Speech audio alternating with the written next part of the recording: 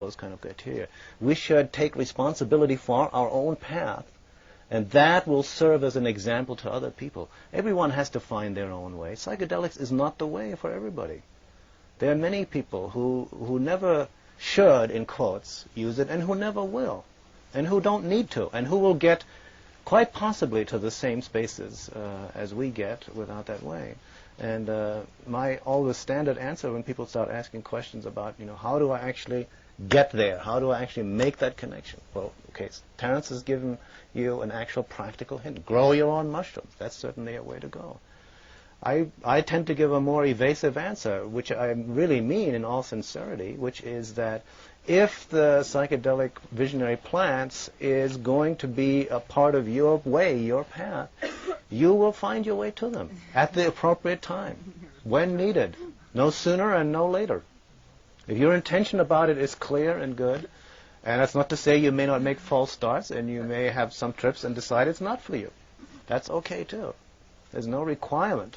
It's everyone for himself, and yet we're all for each other at the same time. And if you're clear about your own intention, and you take responsibility and inform yourself and be discriminating, do the best you can, that by example will spread to others. Your friends and associates and people you come into contact with will follow your example and won't need to follow your advice. But before we leave it, I have to tell a wonderful story about the telescope, which relates to what we've been talking about. The telescope seems to be a good metaphor for psychedelics. When Galileo discovered the telescope, he was not immediately slapped down by the church. It took a few months for them to even sort out what the issue was here. And then, of course, eventually he had to recant. But in the year preceding his trial, Galileo was, of course, before the invention of the telescope, well known in influential circles in Rome as an inventor and scientist, natural scientist. So in his apartment on the rooftop, he set up his telescope and would hold small garden parties for influential Roman citizens, among them great cardinals and princes of the church who were involved in deciding the issue of whether or not he was dabbling in heretical material. So one evening he had Cardinal Roncalli of the Holy Office, which is the keepers of the doctrine of the faith, and had him to dinner and said, Excellency, would you care to look through my telescope? And the cardinal allowed as how he would like to look through the telescope, and so Galileo pointed it at the full moon, which was rising over the city, and the cardinal peered into the telescope, and Galileo said, and so, Excellency, as you see, there appear to be oceans and range of mountains on our sister world. And the cardinal looked for a long time and said, yes, but Signor, surely we can agree among ourselves that this is only a hallucination. Well, it turns out they couldn't agree among themselves that it was a hallucination, and I don't think that we can agree with our establishment that what we perceive is only a hallucination. It is, and yet it isn't. It is a true hallucination. I remember once in the Amazon, a very bizarre incident. I was lying with a fever in a hut, and some horrible thing had happened to me. Anyway, I was in a terrible state, and I heard these children singing outside in Spanish. And the song that they were singing, as I slowly and painfully translated it, I could hardly believe my ears. The song was, Behold, behold, the final illusion. At last, the final illusion. And this is, I think, from the point of view of historical society, what we are looking at. We are looking at the final illusion. The body of Eros, expelled from Greece, burned at Eleusis, driven out of the European mind by busy and pesky celibates, denied, repressed, cut apart, lay in wait in the mountains of the New World for the European civilization that would eventually conquer the New World. And as it burned and pillaged and raped its way deeper into the interior of the new continents that it proposed to put under European sway, at last, in 1953, Gordon Wasson glimpsed the final illusion.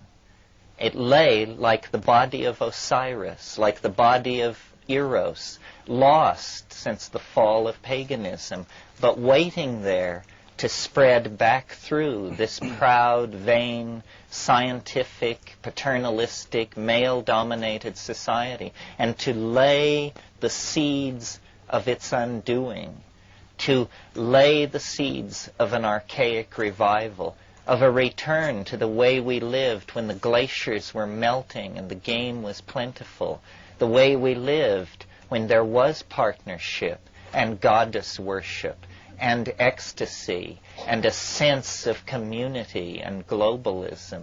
And this is what we have found.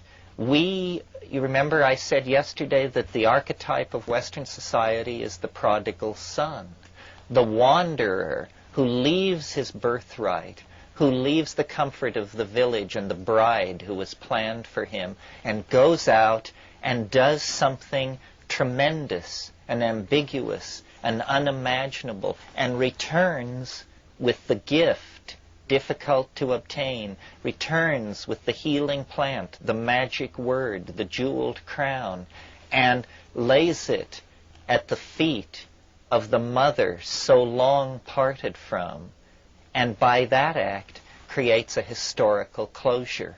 You'll recall at the beginning of this weekend I talked about the hexagram that had been thrown for the fate of our planet. Work on what has been spoiled. Through the line, work on what has been spoiled by the Father. And what has been spoiled by the Father is the feminine and the planet as the exterior manifestation of the feminine, leading to the change, which is the cauldron, the alchemical vessel, the theater and laboratory of the witch's magic, the potion that transforms.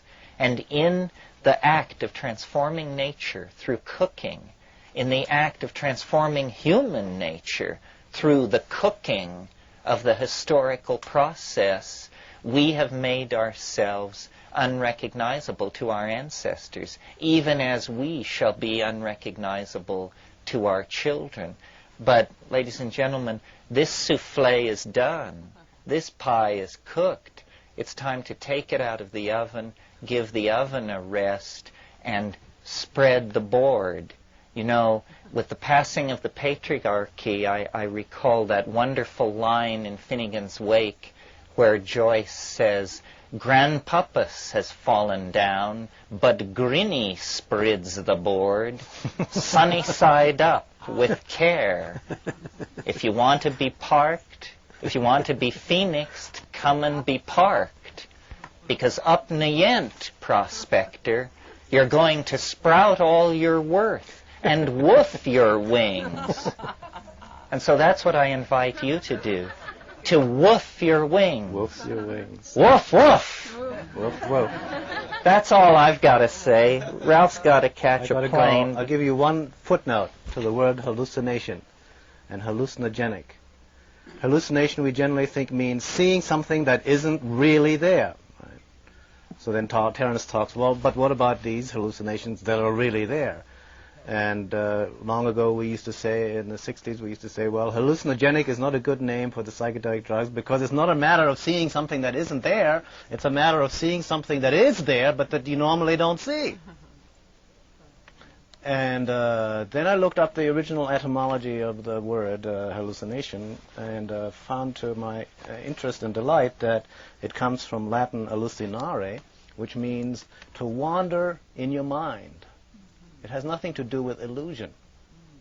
Right. A hallucination is your experience in wandering through the psyche. A hallucinogenic substance or plant is one that induces you to go on a journey in your mind. And that's a very appropriate term for that. And whether what you see is an illusion, a falsehood, a mask, or what it is and what it means, that's up to each one to find out. The greatest adventure still lies ahead. Want to say something? Shishi, do you want to say something?